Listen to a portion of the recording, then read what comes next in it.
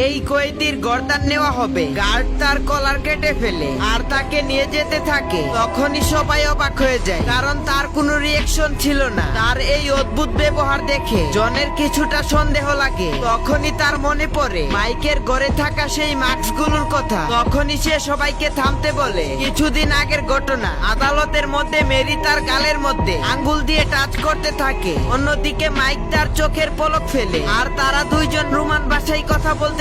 Mary একটি কলম বের করে আর মাইকের দেওয়া সব ইনফরমেশন লিখতে থাকে। তখনই মাইককে মৃত্যুদণ্ড দেওয়া হয়। সবাই খুশি হয়ে যায়। তখনই মেরি মুচকি হাসে, কারণ তারা পালানোর প্ল্যান করে ফেলেছে। এরপর মেরি মাইকের দেওয়া ইনফরমেশন মতে চলতে থাকে আর সে একটি দেয়ালের কাছে যায়। যখনই সে ইটের মধ্যে চাপ দেয় তখনই একটি দরজা খুলে যায়। ভিতরে একটি গাড়ি রাখা ছিল।